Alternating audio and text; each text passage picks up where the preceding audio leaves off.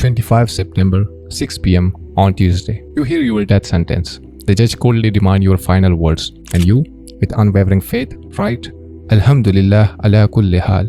All praise be to Allah in every situation.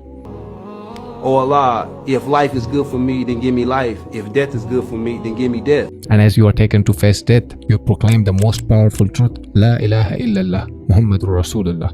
What a beautiful death this will be. This is the final chapter of Khalifah Marcellus Williams. No evidence, no justice, no humanity. May Allah grant his family peace. Khalifah Marcellus Williams is a martyr. SubhanAllah, his last words are proof of the strength of his faith. No fear, no hesitation. This is the surrender of a true servant of Allah, a Wali of Allah. May Allah grant him Jannah. What was Marcellus accused of? Marcellus was convicted of the 1998 murder of Felicia Gayle, a former reporter and a social worker who was found stabbed in her own home. Her purse and her husband's laptop were stolen. But here's the thing. The knife did not even have Marcellus' fingerprints on it. Not a shred of physical evidence linked him to the crime. Nothing. And the jury, guess what? All white, except for the one black juror. And what did they do? They kicked him out because they said he looked like Marcellus' brother. What?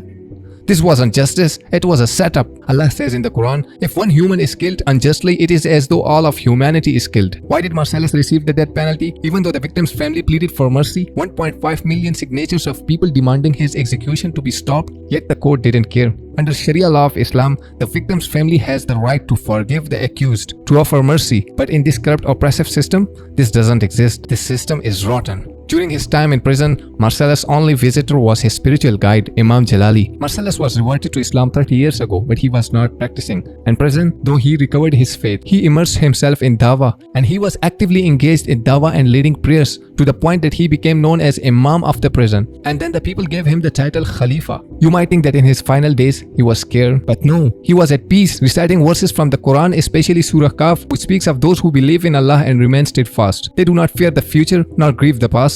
And when the Imam Jalali asked him about how he is feeling, he said, I am in peace. And he quoted the hadith of Prophet Muhammad sallallahu alaihi wasallam. The first to be called to paradise are those who always praised Allah in times of prosperity and in times of adversity. In the prison, Marcellus even wrote a poem about Gaza. His heart was with the oppressed, with the Ummah. His last wish was for Muslims to take care of their community, to support the reverts and stay steadfast on the deen. This was the judgment of the kuffar, but the real judgment is in the hereafter, where the innocent will be proved innocent, the guilty will face their punishment, and the unjust will be held accountable, inshallah. Our brothers and sisters, there are countless cases like Marcellus, victims of this oppressive system. Just look at Dr. Aafia Siddiqui, held unjustly for years. Her sister fights relentlessly for her dream, and I urge you all to support her, to join her in this cause, and follow her journey on social media. Her links are in the description. Jazakallahu khair. Whatever Allah determines, know what I'm saying, I'm satisfied with it. Whatever, so I already been right there at that moment.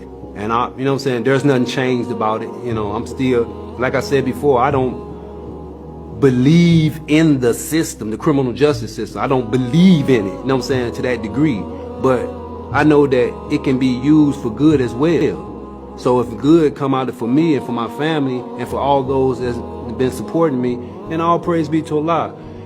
There's a little supplication that the Prophet Muhammad, peace and blessing be upon him, he used to say, oh Allah, if life is good for me, then give me life. If death is good for me, then give me death. You know what I'm saying? So that's how I feel. You know what I'm saying? I say the same supplication. So yeah, I'm at peace, of course.